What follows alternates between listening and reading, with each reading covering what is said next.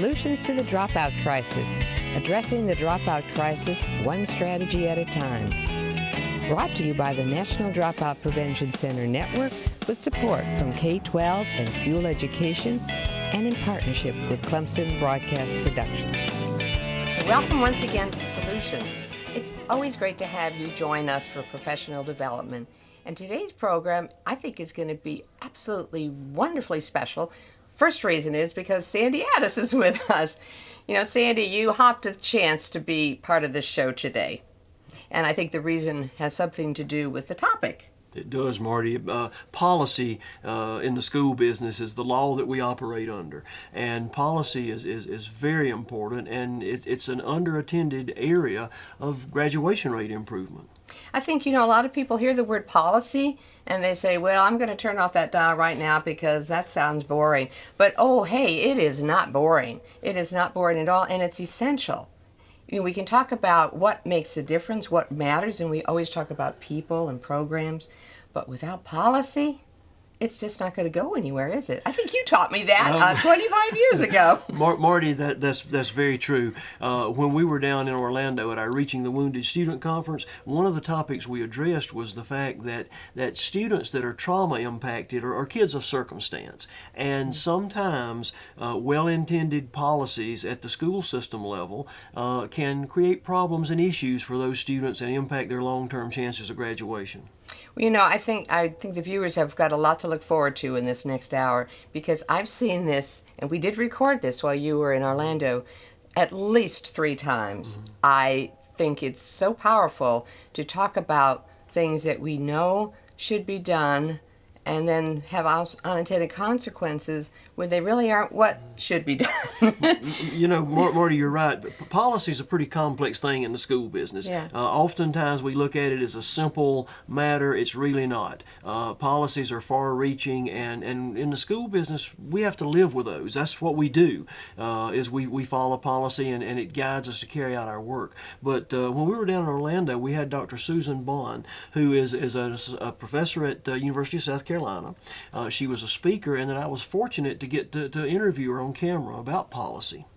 Well, I think this is what we're going to share today, and before we get into that, which will be in 1 minute, look at the National Dropout Prevention page, because some of you are viewers on YouTube, and some are you through Clemson TV, and you don't know about the wonderful resources that are on that page that will be a follow-up. We'll talk about that at the end of the program, but you could also tweet, and that's another thing. So we have all those graphics up there for you to see how to get into that website, how to get into tweet, and how to engage in this very important conversation.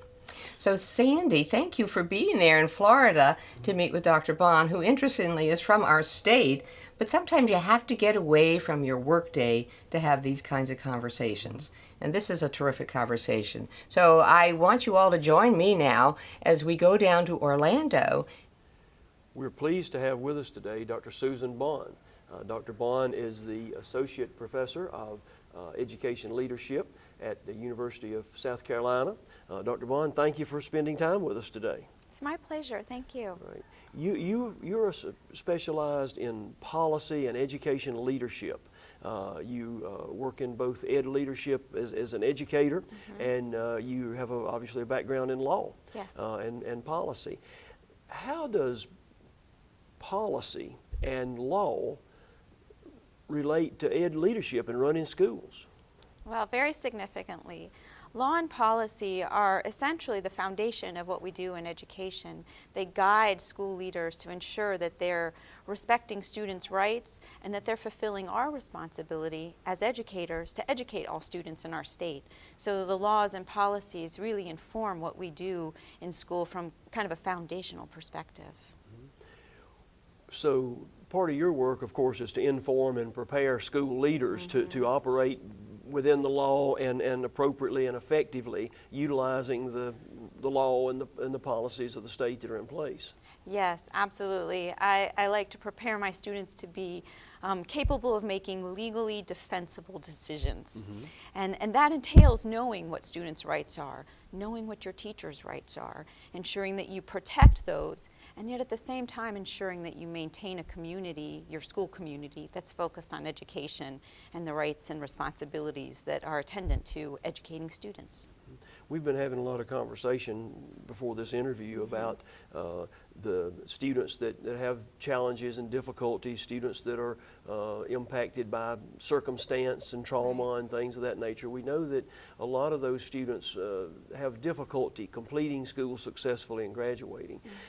What about policy relates to those kids? Well, we struggle there. I'm going to be quite frank. I think we struggle because sometimes we forget to get the voice of the teachers and the school leaders who are in the buildings day in and day out.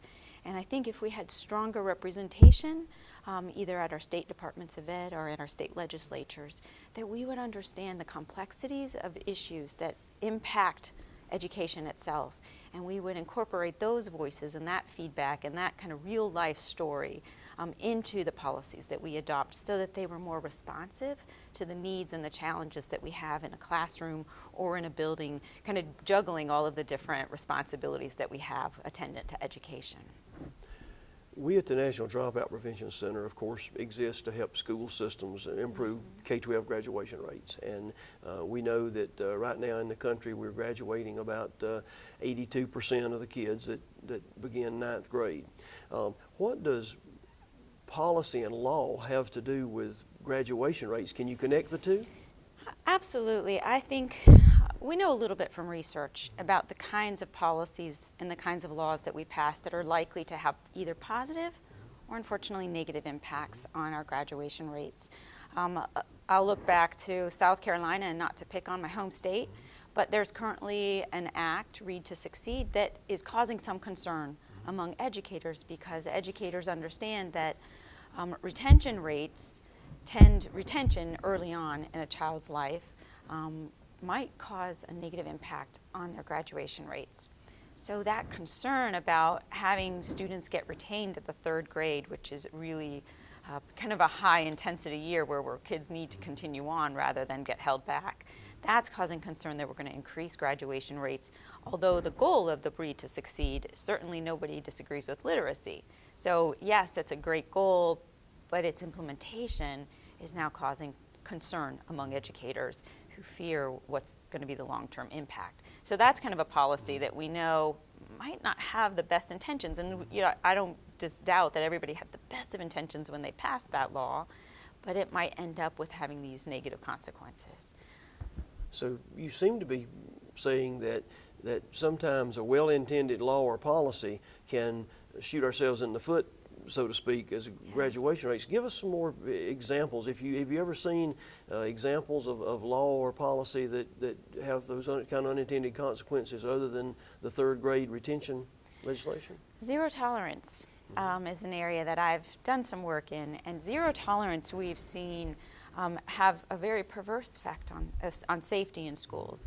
In fact, it often punished the students who, by sort of accident, had a knife in the brownie plate for brownies after school with the girls' cheerleading squad. And that knife was observed in her car, and she was expelled because under zero tolerance, no weapon. So we have kind of perverse laws that do the opposite of what we intend. We intend to educate all children, and yet we have zero tolerance that implies some kids don't deserve an education. We're going to just expel them, and not necessarily for the right reasons. So that's another example of a policy gone slightly astray, which was meant to enforce safety, and every parent wants to send their child to school and believe they're going to be safe, but at what cost is that safety ensured? I've seen in my career educators make by-the-book decisions in an effort to comply, in an effort to do the right thing by law, and to maybe even protect themselves from accusations of violation, but yet have a negative impact on kids. And you mentioned, of course, zero tolerance. And of course, I'm sitting here thinking, we see we've got several levels of this. We certainly have state law, and we have legislation where the General Assemblies and legislatures pass this kind of thing. Then we've got local policy, which if I'm working in a school system and I have board policy, I think of it as law because the board made it, and I can't violate board policy. And then we go down to the school level, and we have procedures. We have student handbooks and that are often written at the building level. So we've got multiple tiers here of rules and policy, if you will, of different impact. What about local school boards? I enjoy being a local school board member myself. So have you ever seen local policy made by boards that might get into the graduation rate issue? Yes. Okay. and I always hesitate to sound too critical of individuals who volunteer their time for the service of their community, because we obviously need those board members to come and support and be that positive mechanism of a voice for our school communities. But unfortunately, sometimes school board members get lost in some of the politics of being on a board, and so they lose sight of the need to focus policies on what I call the best interest of students. And that comes from kind of a legal perspective, that we often say, if we could make a decision that was truly in the best interest of the students, what would that look like? How do we get to that point? And I'm not sure if school boards are always empowered sufficiently to make those kinds of decisions, because they have different pressures. So they might respond to a community sense that says, hey, we don't want any drugs in our schools, so let's do whatever it takes to get those drugs out of our schools. Well, that might mean that we start drug testing kids. And I'm not sure whether you're for or against that, but start thinking about the implications of that intrusive level of a search into a child's dignity because we're afraid of drugs. And could there be another way to address if we're concerned about drug abuse in our schools, besides sort of the indignation of we're going to test your urine, Sure. essentially. It's pretty intrusive. Well, that's pretty intrusive. So it's those kinds of things, but I think board members get caught in that pressure of the public who maybe doesn't understand the complexity of a school situation or community, and so they just want something to make them feel safer, less problems, less violence, less drugs. Yeah. Well, I often think, drugs don't emanate in schools. They come from the community into the school. So it's really the community where the source of the problem is when we see those kinds of things. And when we see violence in schools, the violence is typically imported from the community into the school. Yet the school is where we say, where did it happen? Well, it happened at school, therefore it must be a school problem. So going back a little bit, we talked about things like grade retention policies, both in law and you often see in local board policy.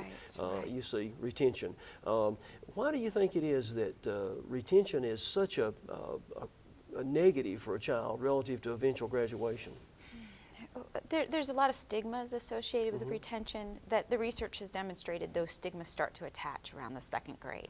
Kindergartners and first graders, if there's a need to retain a child at that level, it can be a positive experience because it can introduce them to concepts that they may not have learned during those early years that they were supposed to learn. But at the point of the third grade in particular, children start having that stigma and that social awareness of their social standing in the school community or in their classroom or their peer group. And so that damage to them just puts them further behind emotionally. And then the other thing that we've discovered through research is oftentimes those students aren't getting exposed to new material, they're getting exposed to the same material, structure, instructional strategies that led to their lack of success the last time they did third grade. So they're just going to do the same things again. So what we've discovered from retention is if it's not retention with very targeted interventions, our kiddos aren't getting something new that's going to actually help them overcome the challenges they face. I jokingly somewhat call it we have a 180-day do-over model. And it's the concept that you have 180 days to reach a certain point, And if you don't, then we have to go back and do the 180 days over. Right. And it's not that we, at the Dropout Prevention Center, it's not that you're saying, I don't think, we need to have kids move on through the grades without being able to read or without having the skills, but we need to somehow find, we're locked into a 180-day model. Right. And I'm not sure who decreed that 180 days is a magic length of time to master or not master something, and or have a do-over. I bet you know the answer to this question. I'm going to give you a quiz. We could line 10 kids up that have been retained in a grade, at some grade, some point in their time. They're currently enrolled. And we could ask each one of them, what grade are you in? And they almost always will preface their answer with a statement. Do you have an idea what it might be? Well, I should be. Exactly, exactly. You can win a lot of money betting on what they'll say. Yeah. I'm supposed to be, I should be, well, I'm really supposed to be. Well, that's part of that stigma. They've held on to that. In 8th grade, they've held on to the stigma of not passing the 3rd grade. That tells you something about what retention has the potential harm it can do to a child. Retention is one of the killers of graduation rates. Occasionally someone will say, well, I was retained and I turned out okay, and I'm sure they did. I'm glad they did. Yeah. But another 1,000 people didn't who were retained in our data and research. Right. Another area that you often see, both in the state law and accountability systems that each state has, and in local policy, is attendance. We also have, attendance requirements: miss X number of days, no credit, therefore repeat a grade or repeat a course type thing. Speak to that a little bit. Attendance is a very well-intentioned policy. I truly believe that, and I think there's significant research that demonstrates that you got to have seats. You got to have bodies in the seats. So our children need to be in school to learn and be engaged. However, we do have some flexibility. It seems that with attendance rates that we choose to enforce these rules or not enforce these rules, sometimes depending on the families. And I've come from Virginia before I moved to South Carolina, and we had this issue quite frequently in very well-respected Virginia school districts, that they allowed parents to basically sign their children away because we need to go on vacation for 2 weeks, or we need to go back to our home country for the month, and so we're going to just take our children out of school. And yet the school is still bound to demonstrate at the end of the year that we have educated these children as marked by a certain time and day and their performance on a test that given day. And yet I didn't have them for a full month.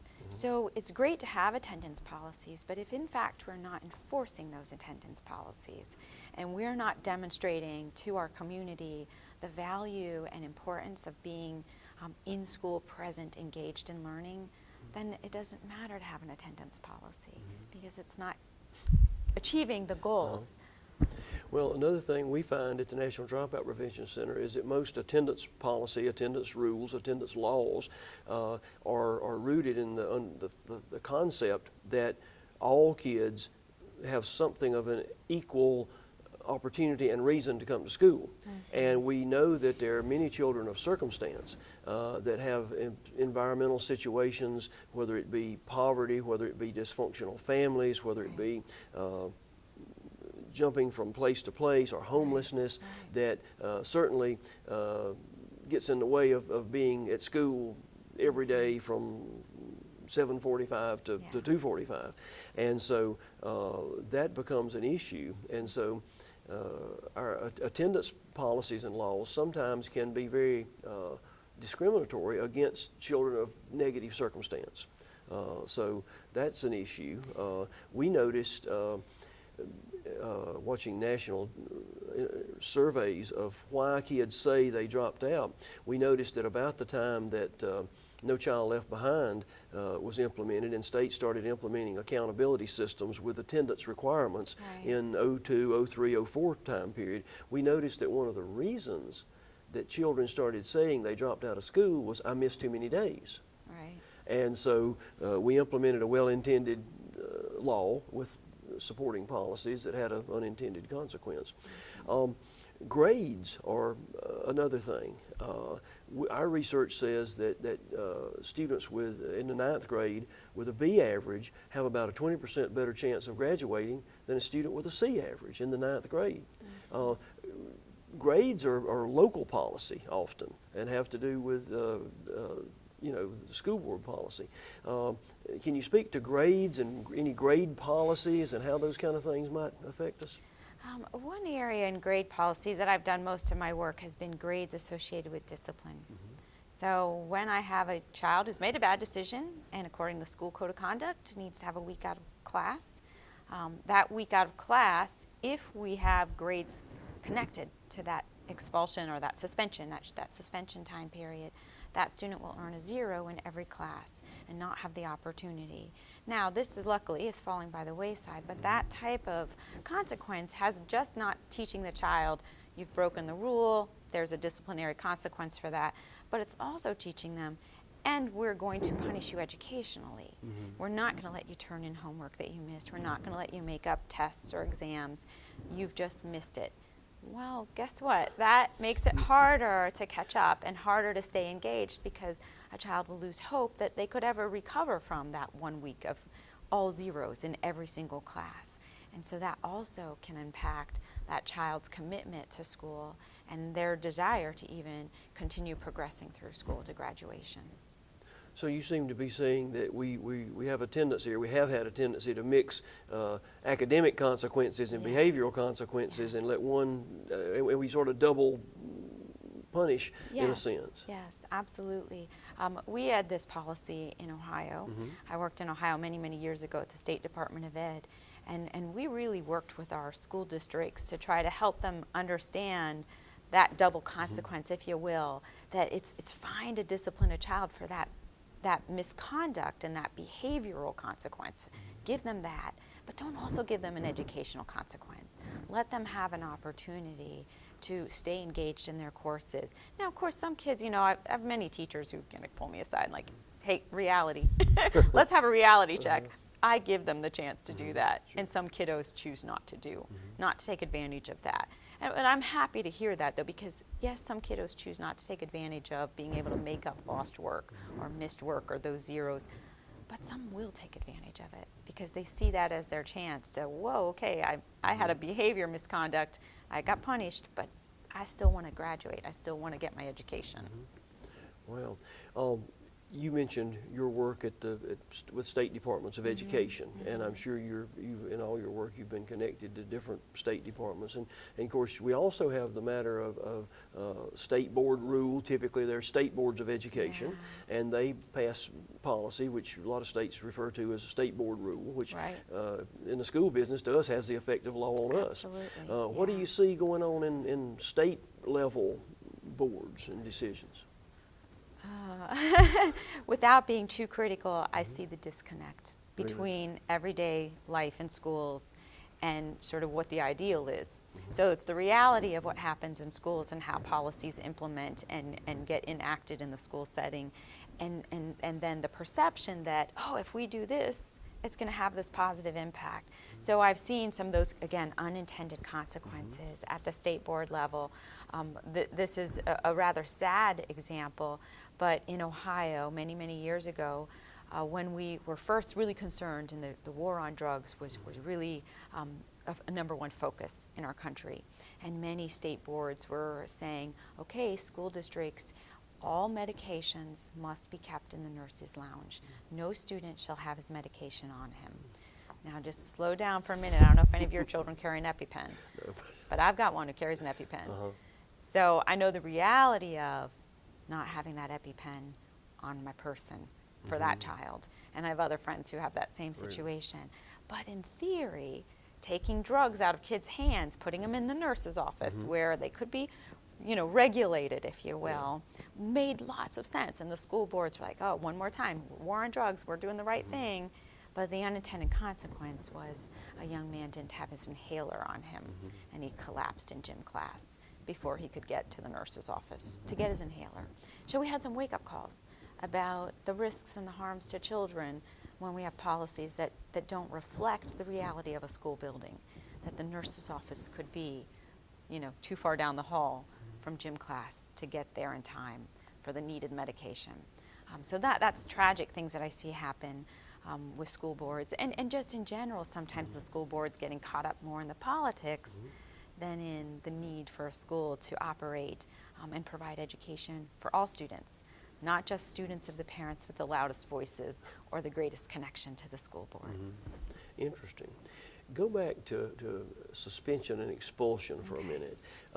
We know that, again, usually those are probably almost always for behavioral infractions. Right. And we know that suspension and expulsion leaves a child out of the education environment. And thus increases the number of absences and the lost learning time, and thus the grade. And it's sort of a snowball thing down to graduation rate at some point in time. Are there differences as you've seen across a state or across the country, in some schools have a expulsion habit, if you will, and some don't? Do you see some of that? I have seen that. I've seen it state to state, curiously. And I'm not going to, I don't like to call out any states, but there were states I've lived and worked in that was the norm. Then in a place like Virginia, for example, that was not the norm. The norm was, if we're having challenges with a child, they're not going to be expelled. They're going to be put into an alternative setting where they're given an opportunity to get re-engaged with school, to find success, and then re-enter into their traditional school building or where they were before. So I've seen how it impacts, and you tend to have some higher graduation rates, higher success rates in Virginia. Now that's confounded by the fact that Virginia is a very wealthy state.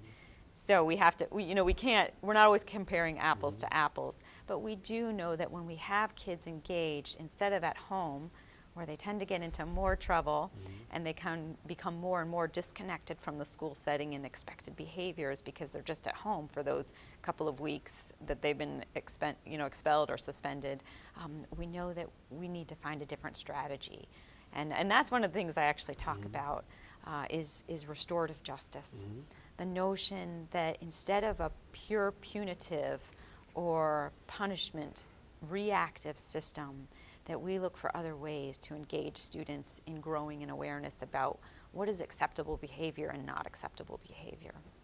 How does restorative justice differ from, Johnny, you've messed up, you're out 10 days. How does restorative justice work? It's more engaging. It engages students in dialogue about the consequences of their actions. It engages them in a conversation with those in the community that they've harmed.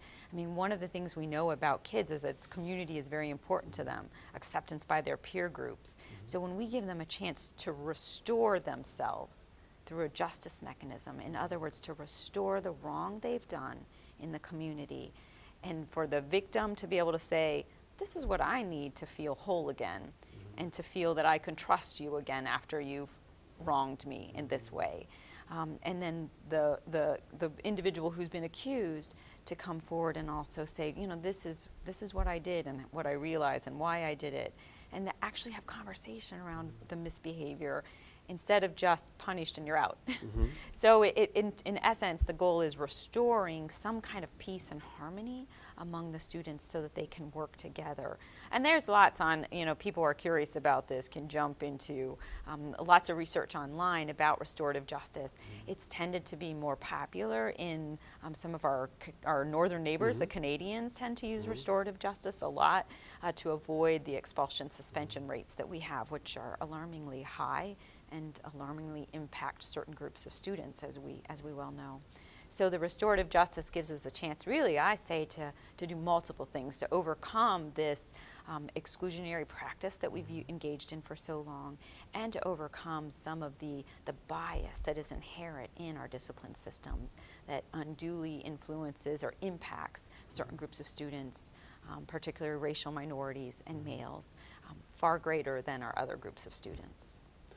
You mentioned student engagement relative to the issue of suspension and discipline. What's the connection between students being engaged? What does that mean? And what's the connection with better behavior and fewer suspensions, expulsions? Well, there's a long history of research on engagement, and some people might know it by belonging, sort of a sense of belonging. When I feel a part of the community, I have less need to violate the norms of that community because I want to be a part of it. And I want to be a part of it because I'm already a part of it. I feel engaged, so I have a sense of belonging or engagement that I fit in this place. I'm valued in this place. When kids have that fit and that sense of being valued as a member of a community, they don't want to offend the rules of that community. They don't want to be kicked out. They want to be there. That's their safe space. They want to be there. So you seem to be saying that if as educators we could engage students both with us interpersonally and with the instruction at a higher level, we might save ourselves a lot of disciplinary heartaches. Yeah. Okay. I believe so. Interesting. You mentioned alternative schools. I'm a recovering alternative school director, and so that's a space that's dear to my heart. What do alternative programs have to do with policy and law? And do we have policies that relate to alternative programs? How does that all shake out?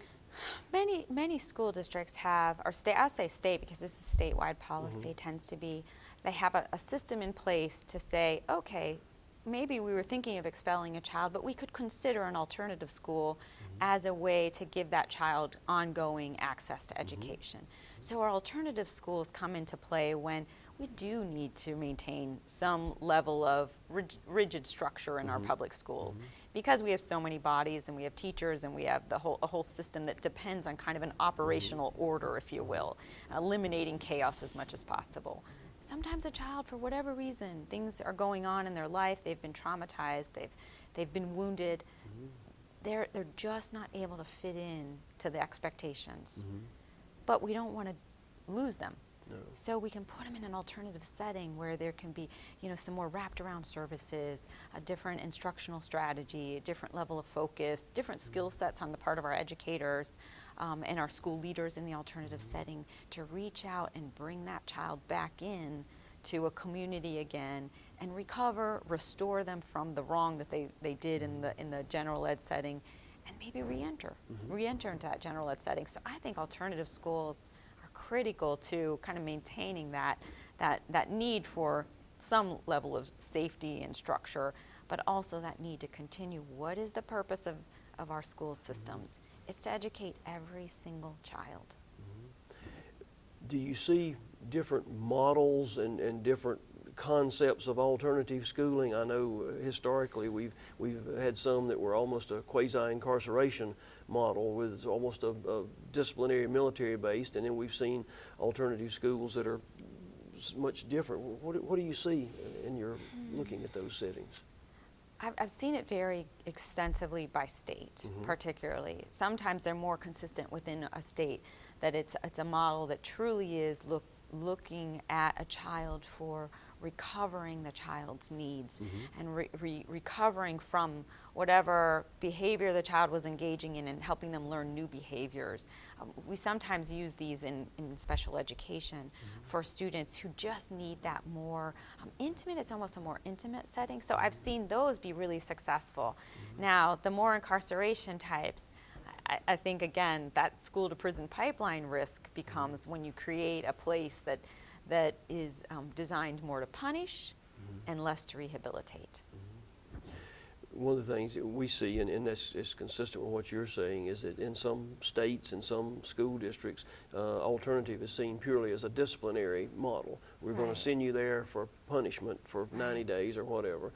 And then we also see some where we're going to send you there for something different than what you've not been able to be successful at in the traditional model. You mentioned special education.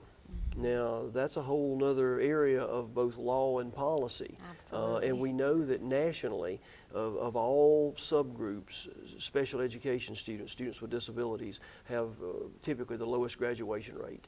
Some states in the 20s and 30% graduation rates. Speak to policies and procedures relative to special education students and their success. Some of our outmoded ways of dealing with students with disabilities, of segregating them in classrooms where they weren't interacting with the general ed population, and more importantly, they weren't accessing the curriculum. So by recreating our thoughts and our perspectives around how we educate students with disabilities. And I'm not going to sit here and say inclusion only, because that's absolutely not true either. But finding that place where the student is most engaged with our general ed population and most engaged with our curriculum that all students access, that's going to enhance those graduation rates for those students. Because if they're segregated and isolated, they're not accessing the information that they need to progress through school. And so I've seen a shift in there, quite happily, where many schools are now finding that sort of sweet spot, if you will. How do I educate my students with disabilities so that I support their behavior needs, I support their educational needs, and I also respect kind of the limits on a general ed classroom. So does that include an aid? Does that include a pull-out for certain subjects, but maintaining the child primarily in the general ed classroom, and then for certain subjects to give them the extra support they need, math, reading, maybe pulling them out into a situation where they get targeted intensive intervention, and then back to their general ed classroom where they're also supported. So when we get things like that, instead of just what we used to have, which is far too much isolation of students with disabilities in segregated classrooms and not accessing the rest of the population. Interesting. If you had to give advice to a principal or a superintendent on how to look at and conceptualize law and policy to better improve their graduation rates, outcomes long term, what would you say to them? I would say start working with your teachers. Much more closely with your teachers. Your teachers know what they can do in the classroom with students if they have the right supports in place, if they have the right accommodations in place for students with disabilities, if they have the services and the programs that are needed to support those students with disabilities. So that's where we're going to make the biggest impact on our students' potential for graduation, is by really working, I think, as a school community with all teachers, not just letting special ed teachers be the sole responsibility for our students with disabilities, but pulling our general ed teachers into the conversation, because they're teaching the curriculum and they know what that curriculum is and what our students need to access that curriculum to be successful. So I think it starts there with those kind of conversations and collaborative and creative. Some of the principals that I've known that have had the most success have just been pretty darn creative, operating within district policy, sometimes asking for a little leeway within district policy to alter things a little bit so that they can achieve the goals that they have for these students. Let's go right to the top. Okay. What advice would you give state legislators about education policy and law? Yeah, talk to teachers.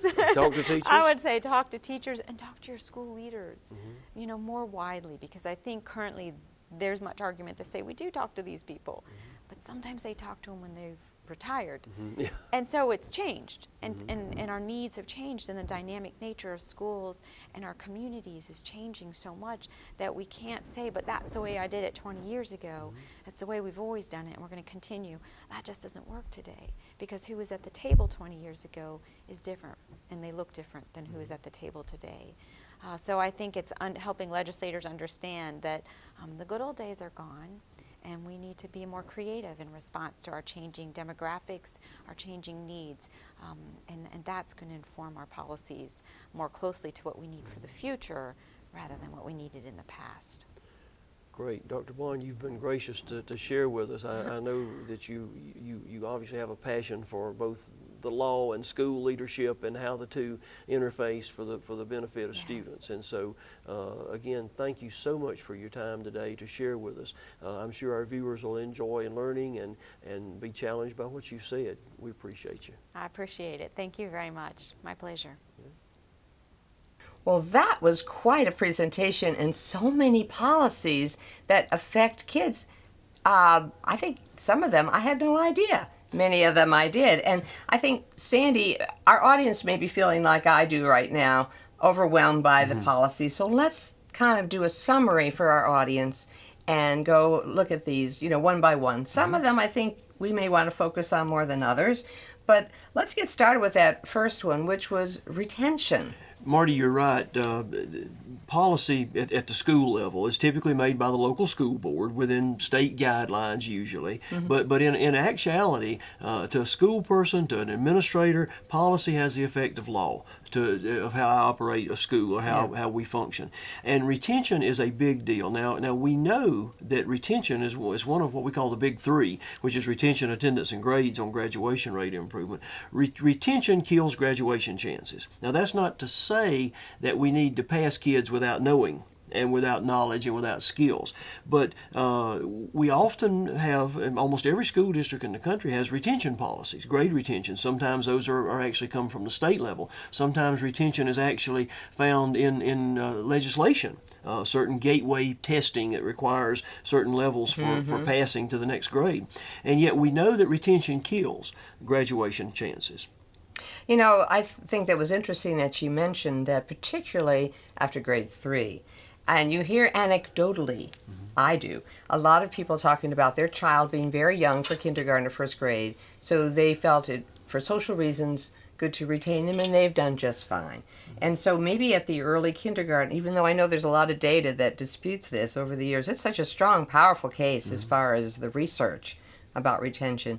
But as the child gets older, the fact that they're retained is a stigma. And you cover that so well in the interview. I think that's huge. It is, Marty. I've never found a child that was retained who, when you ask them what grade are you in or what year did you graduate, they don't say I was supposed to or I should have, and that indicates a cloud that they live under. Right. Right now, with the retention model, we actually use in schools what I call a 180-day do-over model.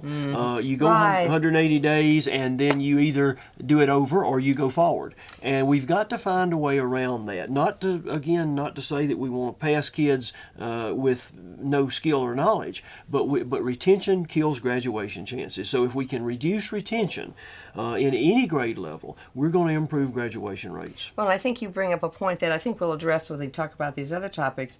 There is an alternative to just straight retention. You start the whole year all over again, do the whole thing that didn't work for you before, do it again. What can we do to turn it around without retaining? And that's what we need to look at. Our strategies at work, and have those be incorporated into a policy. So teachers can play a role and principals can play a role in helping address that situation. And so that's another message we want to say is teachers can make a difference here. They certainly can, Marty. You know, policy at the school level is typically made by citizen governance teams, but basically of the school board. And even though sometimes we have educators that are former educators that are members of school boards, they're typically non-educators. And so very well-intended, very public service-minded folks. But it's up to teachers and administrators to make sure that those well-intended people understand the full range of consequences of a policy. I mean, we've all heard, it's almost humorous, but it's really not. A 5-year-old got sent to alternative school for bringing a plastic knife to spread his jelly with on his sandwich at lunch because it was a weapon, perhaps. Policies can get too far afield and become illogical. And so we need to think, when we make a policy about attendance, about grades, about promotion, about retention, about discipline, we need to ask ourselves the question, might this have some unintended consequence on graduation rate? And if it encourages kids to graduate, then great. If it has unintended or may have unintended consequences that are negative on graduation rate, then we need to either put some options in there or give people some room. When policies are made, school administrators and teachers are by far folks with very good judgment. They're dedicated. They have the best interest of kids in mind.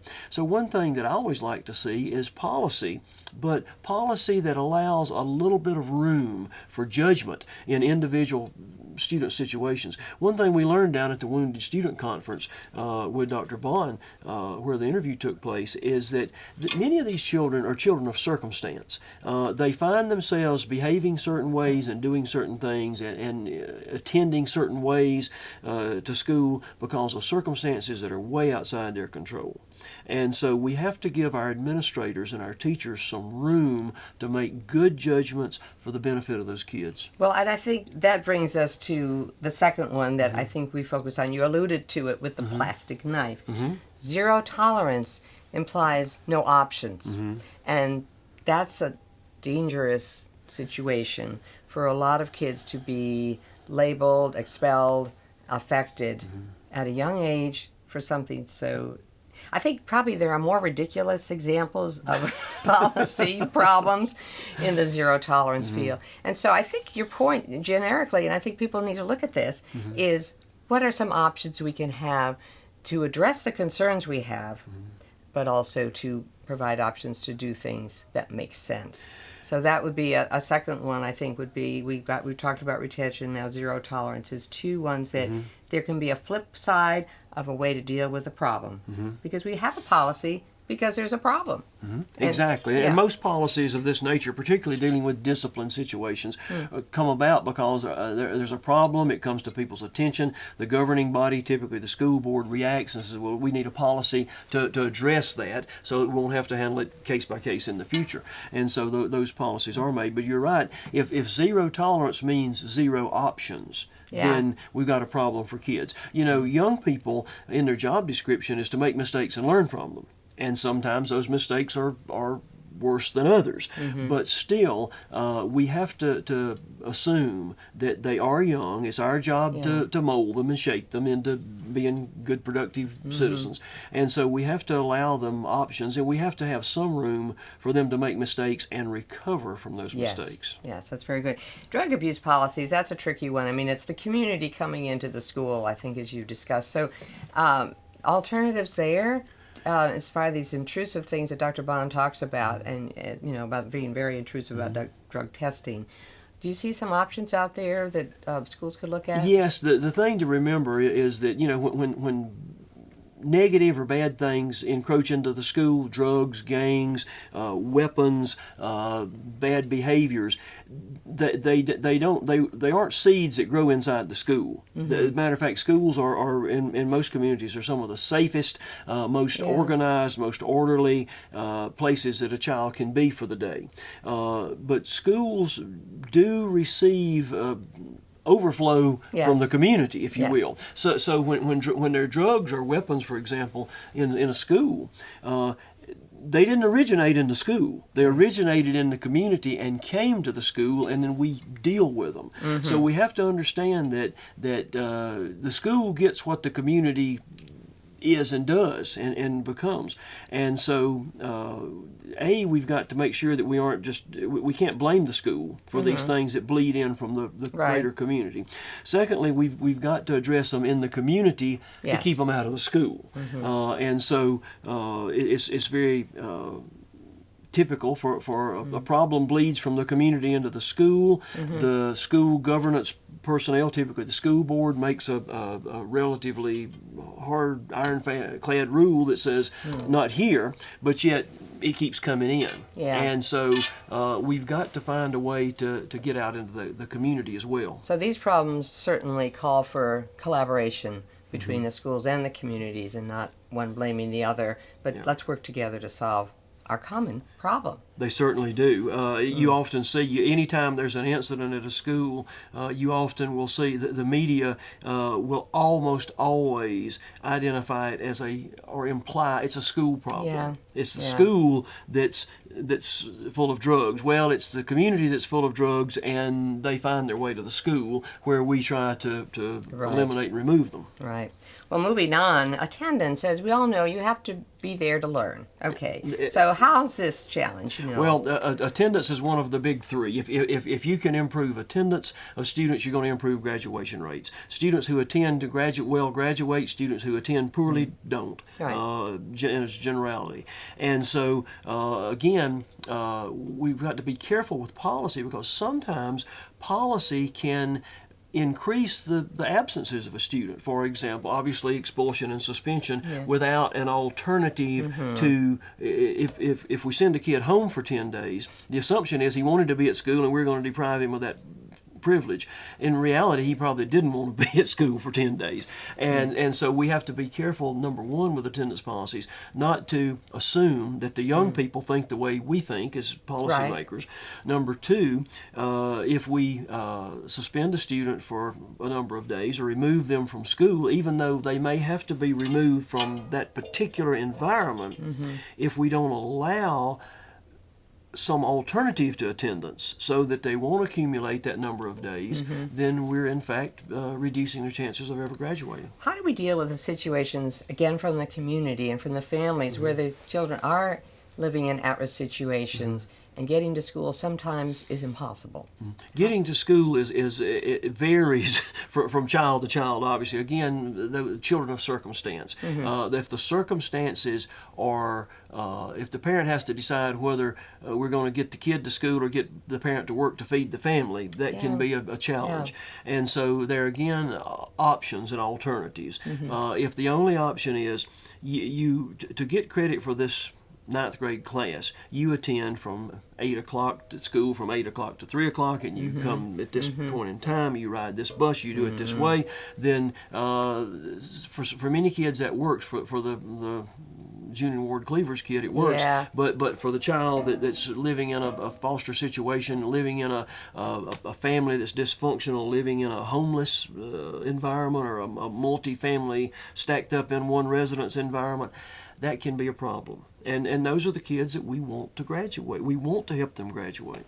So I think within communities and social service agencies and different resources, when we find that we have children in these situations, we need to, again, go beyond our classroom, beyond our building, but out to the community and with the family to try to resolve the issues that are, I mean, really the symptom is the child's not at school. So in each particular case, it might be a different thing. How can we resolve it? So just not having a hard, fast policy, but having the options to go and look at other ways to help children meet an attendance requirement so they can learn. So again, it's the options that you talked about and finding other ways.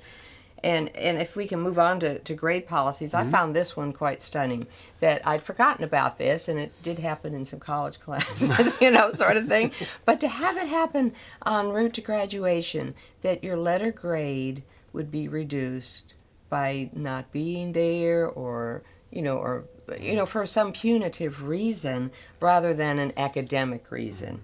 And so that kind of policy is something that could be met with at the school level, couldn't it? It certainly could. Almost every school system in the country has some type of board policy about grades, about awarding credit, that type of thing. We have to remember that grades are supposedly are measures of what I know and have learned. Yes. And so if the grade becomes a measure of something else, such as how well did I behave, or how straight did I write my name on the paper, or how many days I missed, or how many days I had to make up my work, then the grade may be a measure of something other than how much I exited knowing. And so we've got to be careful when we have policies, whether attendance policies, discipline policies, or grading policies, that those policies don't contaminate the measure of a grade. Right.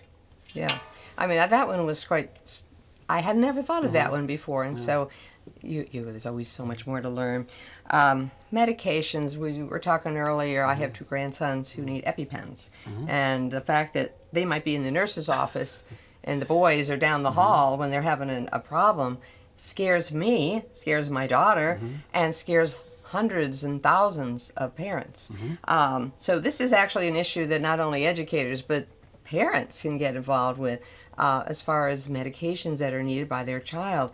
Is that something, how can that policy be dealt with? Well, certainly the concept of, many of the policies regarding medications and no medication of any kind, all the way down to an aspirin, that no medication on the person of a student, that type of thing. The well-intended idea is we want no drugs on this campus except in a controlled circumstance. Goes back to that. And on the other hand, we have we want children to be empowered to handle their own Yeah. health. We want parents to be able to manage their child's health, because that's who we want to do it, the parents and their physicians.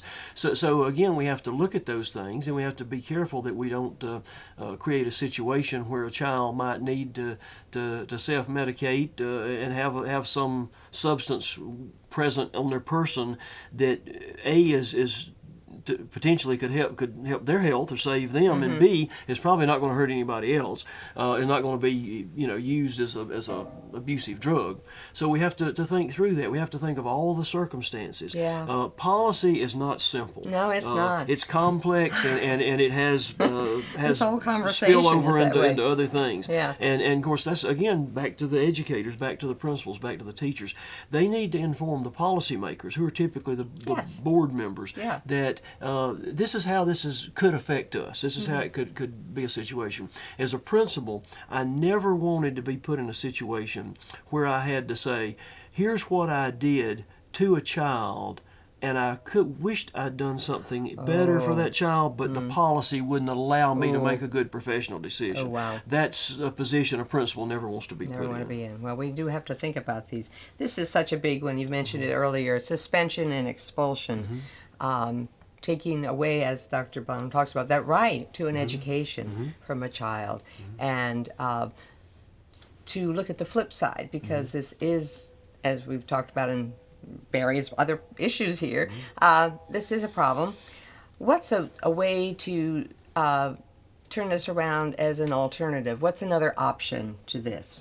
Well, certainly, first of all, disclaimer, we would never dispute the fact that there are behaviors that have to be extracted from the mainstream, because if student A's behavior interferes with the learning and causes Yes. problems for students B through Z, then we've got a problem. It has to be dealt with. By the same token, though, when a student has to be extracted from the mainstream setting, then we want to consider, we want that student to graduate too. We have to understand that they're a child whose job description is to make mistakes and learn from them, and so we have to give them options. Now, unfortunately, options sometimes have a price tag. But Yes. so do dropouts. Dropouts have a bigger price tag than most options. And so when we set up situations that extract a student from the mainstream because of a disruption, for example, we have to think, okay, what are the options for that child? We can extract and offer alternatives. It can be an alternative setting. It can be a variety of ways students can learn. And of course, now with technology, there's all sorts of options. The other thing is, it's just like the prison system. Pure punishment almost never makes anybody any better. No. Consequences with a chance to improve Yes. does. And so the alternative setting, the what we offer when we extract from the mainstream, needs to give that student a chance to recover. Yes, and I was going to mention one of my favorite programs, which got the Crystal Star Award, was this whole idea of in lieu of suspension, there was family counseling, because this was a symptom of family issues. And when this is in Richland too, in Columbia, South Carolina, they have phenomenal data now to show how they've saved kids and the graduation rate is improved. But it does transition us to these alternative settings. And so I think that particular program does partner with the alternative schools. And so the whole issue of alternative education not being punitive but restorative in a way, as you talk about restorative justice in the video, alternative education can be that and so much more. So talk about that, because you are the guru of alternative well, I don't know ed. about that, Marty, but you're right. Plain old, you're out of here suspension is cheap and easy. Yeah. Alternatives are not as easy. Alternatives require effort to create and maintain. Yeah. Alternatives require dollars to operate. But there again, when we make policy, we want to make sure we're not just taking the cheap and easy policy route. We want to make sure that we have options that allow a child to recover. When we discipline a child, for example, or when we make a policy that has to do with discipline, when we decide here's the criteria for expulsion or suspension or being assigned to an alternative school, we have to and we need to ask the follow-up question to ourselves, and how will the child recover from this? What do we have in place that will allow this child to learn from it and feel good about it in the end, about the outcome, and recover and achieve what we want, which is graduating to be a successful young person. Again, that takes effort. Now, restorative justice, for example, is a fairly complex concept. Yes. It takes personnel, it takes time, it takes creativity, it takes monitoring the child. But again, we have to remember we want these kids to graduate. If we think a misbehavior at a school or a piece of vandalism on the backside of a high school building is expensive, think about how expensive a dropout is. That's right. That's right. We have to keep our eyes on the prize.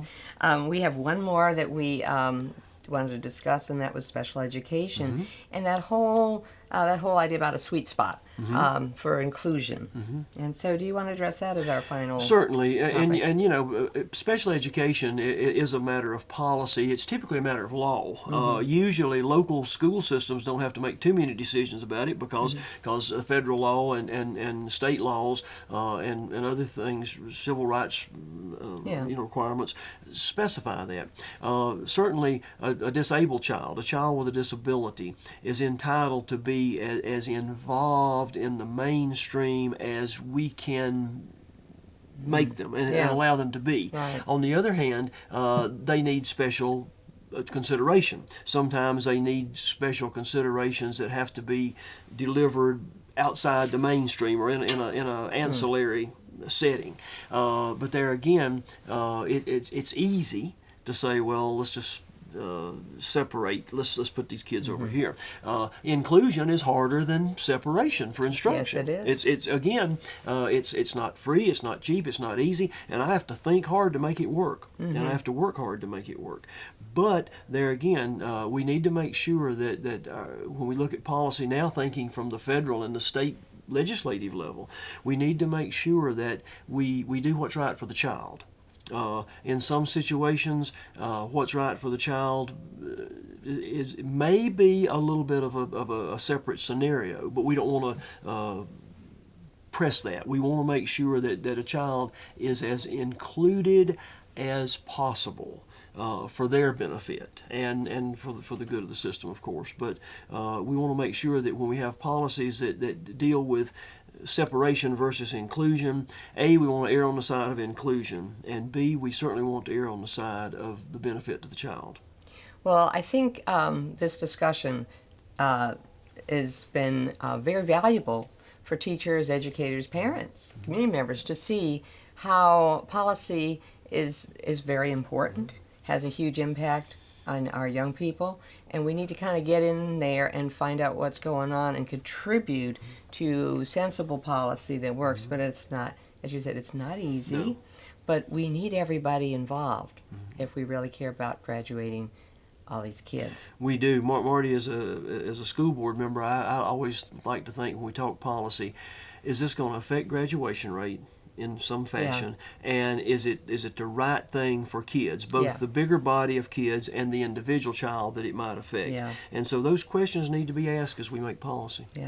Well, we hope this has gotten you interested, our audience out there, in this particular issue, and we wanted to kind of direct you to the resources on the National Dropout Prevention Center's webpage on solutions, which includes some research articles. And I wanted to particularly point out the videos because I guess we're like cousins. The Policy Matters is to supplement solutions, and they're particularly Policy Matters videos that have been done about policies related. These are for positive policies that are important to have in place on early childhood education, special education